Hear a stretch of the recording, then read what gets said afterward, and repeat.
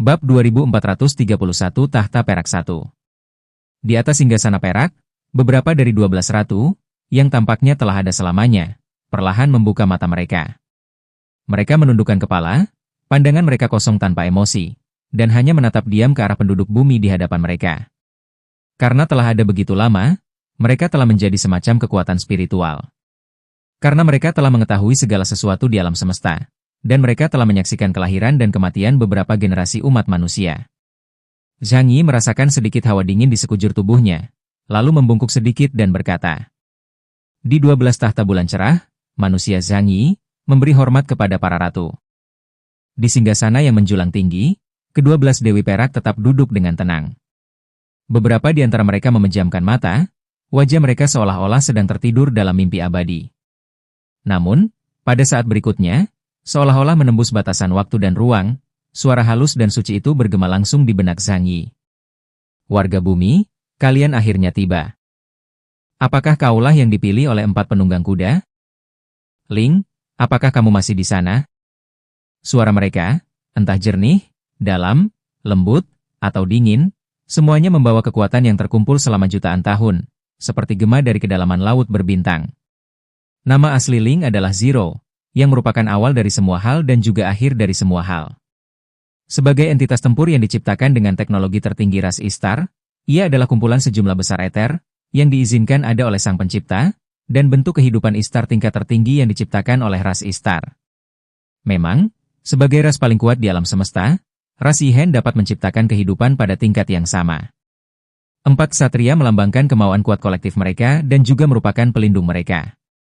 Oleh karena itu, para anggota singgasana bulan perak tentu saja penasaran tentang makhluk macam apa orang yang telah mendapatkan persetujuan mereka. Menghadapi makhluk kuat yang telah ada selama miliaran tahun, Zhang Yi tidak berani menyembunyikan apapun dari mereka. Dia membuat Yang Xin muncul di hadapan semua orang dan menjelaskan seluruh cerita. Lagi pula, hanya ada 3 orang yang diakui oleh 4 ksatria ras Yihen. Yi Tugal, pemimpin klan Chang Yuan, telah dibunuh oleh Zhang Yi sendiri. Yang Xin, di sisi lain, telah memperoleh persetujuan dari kedua ksatria. Setelah mendengarkan keseluruhan cerita, 12 singgasana perak tetap tidak berekspresi. Kenaikan kolektif Istana Tianyu hanyalah sesuatu yang diharapkan. Akan tetapi, orang-orang tersebut mempunyai keyakinan yang berbeda dengan mereka. Mereka tidak mau meninggalkan diri mereka sendiri dan kembali ke alam eterik. Singgasana perak berambut pendek menatap Zhang Yi dan berkata, "Aku merasakan kehadirannya darimu. Bisakah kau membuatnya muncul dan menemui kami?" Jantung Zhang Yi berdebar kencang, dia menyadari bahwa orang yang dimaksud pihak lain adalah Ling. Tanpa ragu sedikit pun, dia mengangkat tangannya dan mengeluarkan wujud manusia Ling. Itu adalah tubuh seorang gadis muda yang sempurna, diam-diam memancarkan cahaya redup, seperti bulan yang sunyi, matanya dingin namun membawa aura yang tak terhapuskan. Saat Ling muncul, dia dengan tenang menatap ke-12 singgasana perak. Dia memandang 12 tahta perak sebagaimana 12 tahta perak memandang Zhang Yi. Sebagai makhluk tertinggi dari ras Yihen, meski hanya tersisa cangkangnya saja, wujud manusia Ling yang memiliki ingatan lengkap Ling asli, masih dapat memandang rendah para pendatang baru ini. Ke-12 singgasana itu beresonansi hebat dalam sekejap, seluruh dunia kristal perak bergetar hebat, dan cahaya bulan yang tak berujung melonjak seperti air pasang, memantul pada wujud manusia Ling. Itu benar-benar dia. Ksatria Pedang. Api Istana Tianyu. Ternyata sudah sampai ke kondisi ini. Roda nasib telah bergulir sejauh ini, kepengecutan kaum konservatif hanya menunda kehancuran. Suara beberapa dewi perak diwarnai desahan dan dingin. Beberapa di antaranya dipenuhi haru, seolah mengenang kejayaan istana surgawi yang berdiri kokoh miliaran tahun lalu. Sementara yang lain mengkritik dengan dingin, kata-kata mereka tajam dan menyakitkan, secara langsung menunjuk pada kemunduran dan kelemahan suku Yihen yang konservatif. Mereka meyakini bahwa kelalaian mereka terhadap tanggung jawab awal, telah membawa alam semesta ke ambang kehancuran yang tidak dapat diubah lagi. Ketika menghadapi Ling, mereka tidak dapat lagi mempertahankan ketenangannya, dan pertanyaan-pertanyaan mereka seolah-olah melampiaskan ketidakpuasan batin mereka. Mereka tidak mengerti mengapa klan Yihen yang kuat dan bagaikan dewa, bisa berakhir seperti ini. Kepunahan. Yah, inilah kepunahan. Kembali ke Ether berarti menghapus seluruh ras ephemeral, yang sulit mereka terima. Ling memandang mereka, tetapi wajahnya tetap tanpa ekspresi. Mereka hanya sekelompok anak-anak.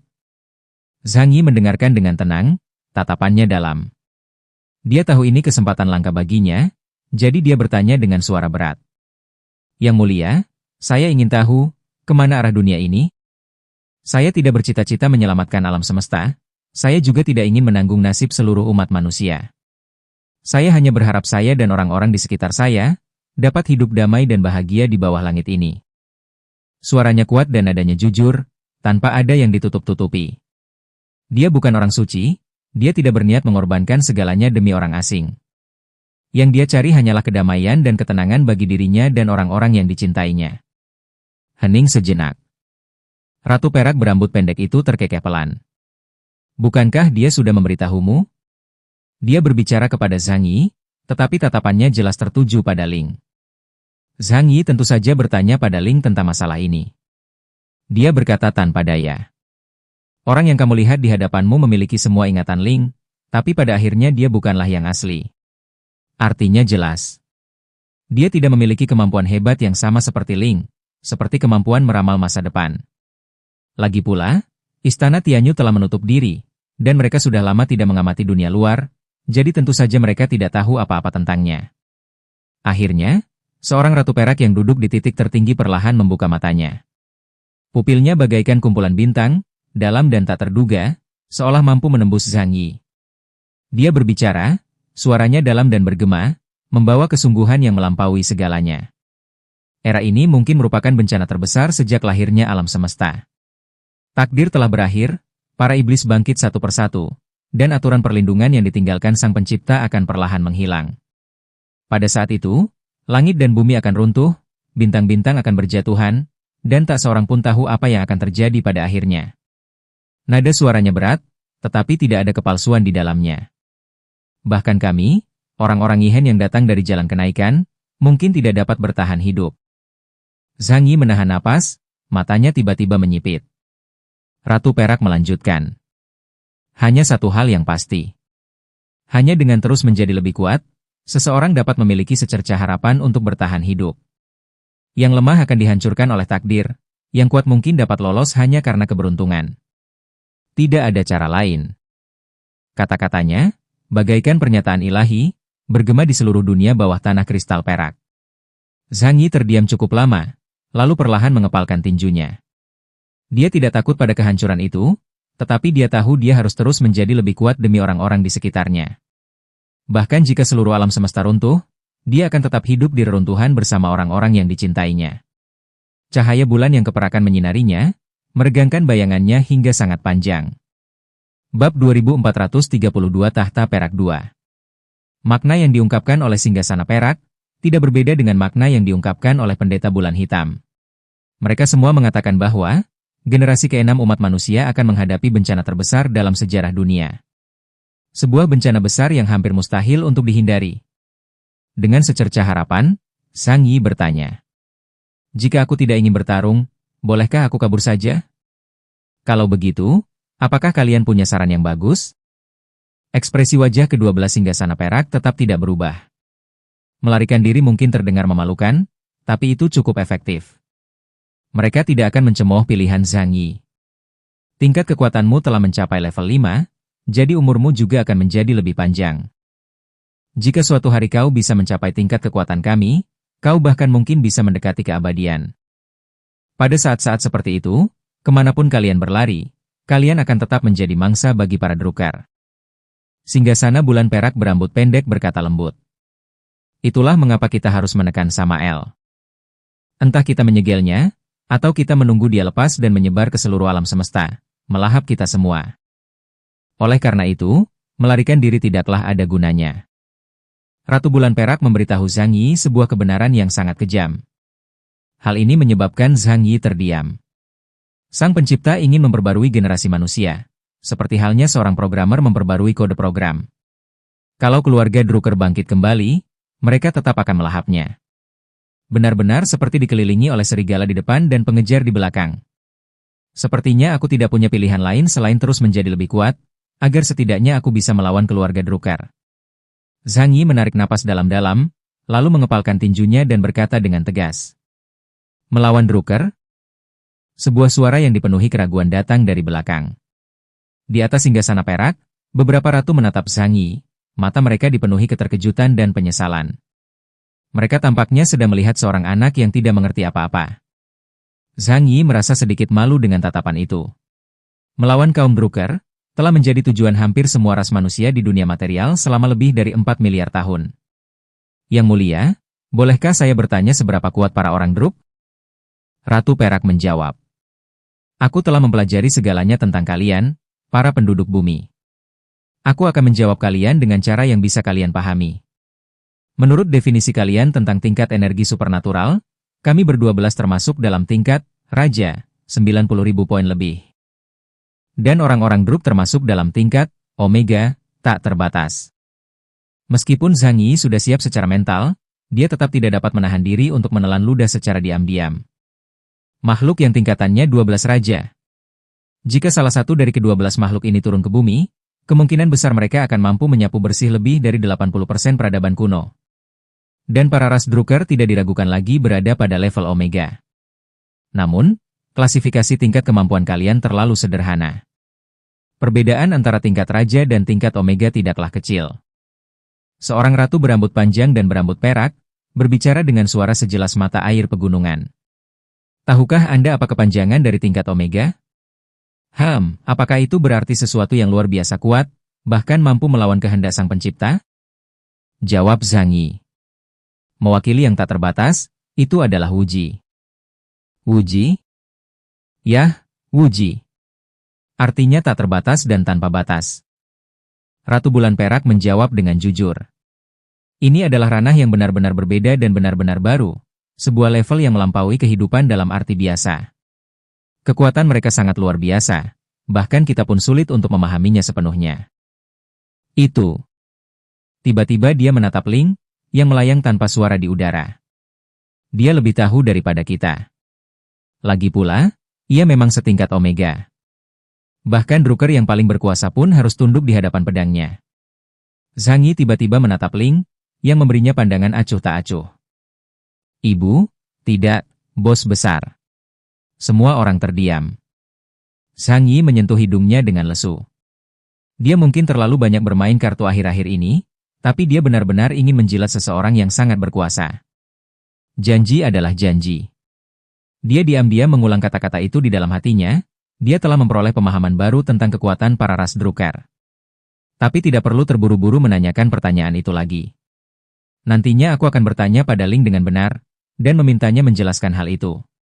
Dunia bawah di bawah singgasana perak masih memancarkan cahaya yang tak tertandingi keagungannya, dengan aura 12 dewi yang menyelimuti seluruh ruang, seolah-olah waktu itu sendiri telah membeku pada saat ini. Namun, tepat di dalam dinding kristal perak suci itu, aura kegelapan tiba-tiba muncul perlahan-lahan. Jantung Zhang Yi tiba-tiba berdebar kencang. Di tepi kehampaan, api hitam menyala diam-diam. Api itu bersinar tanpa cahaya, namun melahap segala sesuatu di sekitarnya. Seolah-olah cahaya dan keteraturan pun akan runtuh di bawahnya. Seorang pemuda berjubah hitam perlahan muncul dari api hitam. Langkahnya lambat dan senyap, wajahnya kabur, seakan tertutup kabut, namun memancarkan kesan kehadiran yang luar biasa. Api hitam berputar-putar di sekelilingnya, dan setiap kali dia bernapas, cahaya di seluruh dunia bawah tanah tampak berkedip-kedip. Mata Zhang Yi sedikit menyipit. Dia mengenali orang ini. Dia pernah melihat sosok itu sebelumnya dalam ilusi hutan matahari gelap, sang gembala. Namun saat ini, sosok gembala itu tidak lagi terlihat lembut, tetapi membawa kegelapan yang amat pekat dan tekanan kuno. Dia mempertahankan senyum tenangnya, mengabaikan singgasana perak di sampingnya, dan berjalan perlahan menuju Zhang Yi. Hanya saat dia melihat Ling, matanya menampakkan ketakutan yang mendalam. Akhirnya kau memutuskan untuk pergi. Sungguh menggelikan, menyerahkan jalanmu sendiri menuju keilahian untuk bergabung ke Laut Ether? Pada saat yang sama, tatapan ke-12 Dewi Perak tiba-tiba menajam, istana kristal bergetar hebat, dan cahaya perak dan api hitam bertabrakan hebat di udara, menghasilkan suara retakan yang menusuk. Pemuda itu mengangkat kepalanya pelan, tatapan matanya bagaikan jurang yang membara. Zhang Yi. Suaranya dalam, namun memiliki daya tarik aneh, seolah dapat menembus kedalaman jiwa seseorang. Dia tersenyum saat menatap Zhang Yi, tetapi tidak ada emosi di matanya. Seperti halnya manusia yang sedang mengamati serangga kecil yang cukup menarik. Kamu sungguh luar biasa. Kamu bahkan berhasil mendapatkan persetujuannya. Pandangannya tertuju pada sosok manusia Ling dalam pelukan Zhang Yi, api hitam berkobar hebat, dan suaranya mengandung kekhawatiran yang tak tersamarkan. Ling. Bahkan setelah tidur selama miliaran tahun, dia masih membuatku tidak bisa tidur nyenyak. Zhang Yi terkejut dan menyadari identitasnya. Ini bukanlah manusia biasa, tapi sang dosa amarah, Samael. Kemauan spiritual Druker Titan. Bahkan dengan penindasan 12 tahta perak, semangat dan keinginannya tidak dapat dipadamkan sepenuhnya. Dia benar-benar muncul di hadapan semua orang dengan cara yang sangat berani. Wujud spiritual Samael tersenyum tipis, dan saat api berkelap-kelip, batas-batas ruang angkasa tampak bergetar. Zhang Yi, manusia generasi ke-6. Kau memiliki kegigihan dan obsesi yang belum pernah kulihat pada makhluk hidup lain. Jika kau bersedia tunduk padaku, aku akan memberimu kehidupan abadi dan kekuatan tak terbatas. Kau tak akan lagi takut mati, atau terikat oleh takdir. Bab 2433 Tahta Perak 3. Suaranya itu bagaikan godaan yang sangat mematikan, seakan mampu membangkitkan hasrat terdalam di hati manusia. Pikiran Zhang Yi sedikit goyah. Kehidupan abadi? Kekuatan tak terbatas? Dia telah mempertimbangkan. Jika dia bisa memperoleh kekuatan seperti itu, untuk melindungi keluarganya dan dirinya sendiri, haruskah dia benar-benar mengulurkan tangan dan merebutnya? Matanya dalam, dan dia benar-benar berpikir sangat serius. Omong kosong. Selama aku bisa menjadi lebih kuat dan menyelamatkan hidupku, apa bedanya siapa yang kuikuti? Saat itu, suara wanita samar namun jelas terdengar di telinga Zhang Yi. Hei anak kecil, jangan tertipu olehnya. Jantung Zhang Yi berdebar kencang, dan dia segera menyadari bahwa itu adalah suara Ling. Orang-orang Druker itu pembohong terburuk. Mereka hanya mengarang kebohongan. Semua yang mereka janjikan hanyalah jebakan untuk menyeretmu ke jurang. Jangan percaya pada mereka. Mata Zhang Yi berkedip, dan tinjunya sedikit mengepal, tetapi dia masih tidak langsung menjawab. Bahkan ras bulan gelap, ras yang diciptakan Samael, mampu mengkhianatinya. Karakter Samael jelas terlihat, dia benar-benar tidak bisa dipercaya dengan mudah. Samael tampak tidak terburu-buru. Dia berdiri dengan tangan di belakang punggung, tatapannya menembus kehampaan sambil menatap Zhang Yi dengan senyum tipis. Anda tidak perlu menjawab saya sekarang. Tetapi kamu harus memahami bahwa kebenaran dunia ini bukanlah seperti yang kamu bayangkan. Sang Pencipta, Kagago. Dia bukanlah dewa yang layak kau puji, melainkan dia hanya seorang peneliti dingin. Dia menciptakan dunia hanya untuk meninggalkan cawan petri raksasa. Dan kita. Tatapannya tiba-tiba berubah dingin, dan api hitam meraung keluar, seakan-akan hendak membakar seluruh ruang. Kita hanya kuman yang dijatuhkan ke dalam cawan petri. Kita saling melahap dan bertarung, semua demi mengonsumsi lebih banyak nutrisi dan bertahan hidup lebih lama. Inilah hakikat sejati dunia ini. Suaranya menggelegar dan bergema, seperti lonceng penghancur dunia, menyelimuti hati setiap orang yang hadir. Karena itu, berhentilah berharap akan perdamaian dan berhentilah berfantasi tentang keselamatan. Hanya dengan melahap orang lain dan menghancurkan musuh, kita bisa bertahan hidup. Zhang Yi, pilihlah. Maukah kau terus berjuang sampai napas terakhirmu sebagai kuman yang tak berarti? Atau maukah kau bergabung denganku, dan menjadi penguasa seluruh cawan petri? Udara membeku, dan ekspresi ke-12 Dewi Perak langsung berubah drastis. Cahaya perak yang intens dan api hitam terus bertabrakan dengan dahsyat, dan seluruh dunia tampak diambang kehancuran. Zhang Yi hanya berdiri di tengah, tatapannya dalam dan tidak terduga, hatinya bergetar hebat dengan emosi yang bergejolak, namun dia masih tetap diam. Dia tidak segera menjawab. Namun di belakangnya, wujud manusia Ling berkelebat pelan, seolah-olah cahaya itu melindungi tekadnya dan mencegahnya jatuh. Zhang Yi mendengarkan dengan tenang kata-kata Samael yang penuh godaan dan tekanan. Matanya sedikit meredup, dan tiba-tiba dia berbicara, suaranya jernih dan tegas. Samael, kau bilang kita ini kuman dalam cawan petri, lemah, tak berdaya, dan menyedihkan, yang hanya bisa dikendalikan oleh orang lain untuk hidup dan mati. Tapi Anda lupa bahwa meskipun kuman itu kecil, mereka tetap dapat merenggut nyawa seseorang. Seberapapun kuatnya Sang Pencipta, dia mungkin takkan mampu mengendalikan kita selamanya. Suatu hari nanti, aku akan menemukan jalan keluarku sendiri dan lepas dari kendali Sang Pencipta. Dia tersenyum dan menatap Samael. Bukankah itu persis seperti apa yang sedang kau lakukan? Kalimat ini seakan menyulut seluruh dunia kristal yang sunyi itu. Di dalam api hitam, sosok Samael tiba-tiba bergetar, lalu meledak menjadi tawa gila yang menggelegar. Hahaha. Tawanya bergema sangat keras, seakan-akan dapat menggetarkan langit dan bumi. Menarik. Sangat menarik. Zangi, kamu memang luar biasa. Kalian manusia benar-benar produk ciptaan Sang Pencipta dengan menggunakan gen Drucker kita. Meskipun kalian lemah, kalian memiliki jiwa pemberontak, dan pantang menyerah yang terpendam jauh di dalam tulang kalian. Pemberontakan macam ini sungguh membuatku bersemangat. Hahaha. Api hitam bergulung-gulung, dan sosok Samael tumbuh semakin tinggi dalam api hitam, seakan-akan dia hendak menghancurkan seluruh dunia bawah tanah ini. Dia tiba-tiba mengangkat jarinya dan menunjuk dahi Zangi. Tindakannya tidak mengandung niat membunuh. Lagi pula, saat ini dia hanyalah konstruksi mental dan tidak mungkin memaksa dirinya untuk membunuh Zangi di hadapan 12 tahta perak dan Ling. Atau lebih tepatnya, dia tidak perlu melakukan itu. Baginya sekarang, Zangi hanyalah serangga yang sedikit lebih kuat. Pada saat itu, Zangi membeku, dan gambar-gambar seperti jurang yang tidak terhitung jumlahnya, tiba-tiba melintas di depan matanya. Saat galaksi runtuh dan materi musnah, miliaran makhluk hidup berubah menjadi debu, dan dalam kehampaan tak berujung, kehendak kegelapan meraung seperti aliran deras. Dia melihat api yang tak terbatas, mengalir dengan marah ke seluruh planet. Gunung berapi meletus silih berganti, kobaran api dan lava menyelimuti seluruh planet, membakar apapun yang dilewatinya. Jutaan tahun yang lalu, sebuah bencana dahsyat telah melanda, letusan gunung berapi. Apakah semua ini ada hubungannya dengan Samael sebelum kita? Suatu kekuatan aneh namun luar biasa kuat mengalir ke tubuhnya dari ujung jarinya. Seluruh tubuh Zangi bergetar hebat, dan kemampuan supranatural serta jiwanya berubah dalam sekejap, seolah-olah dicap dengan suatu simbol yang unik. Kekuatan itu bukan milik dunia bawah, ataupun milik ether, tetapi milik sesuatu yang lebih kuno, mendalam, dan tidak terlukiskan.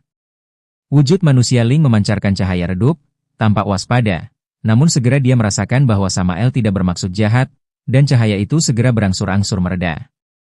Kedua belas dewi perak itu juga memiliki tatapan dingin, tetapi mereka tidak ikut campur.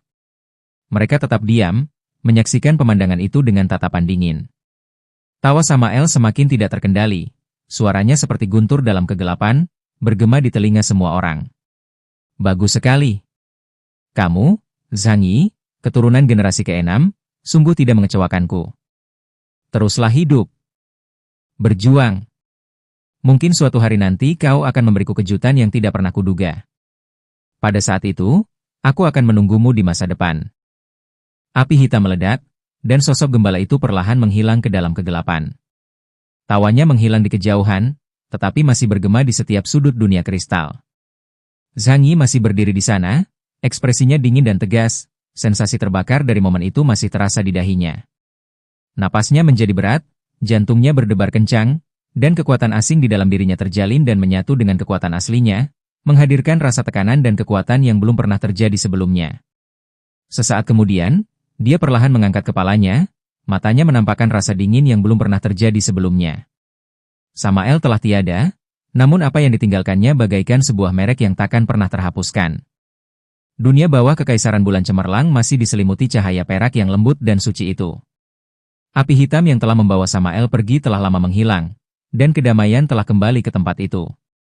Namun di balik ketenangan itu terpancar perasaan tertekan yang aneh, seakan-akan udara itu sendiri menjadi berat.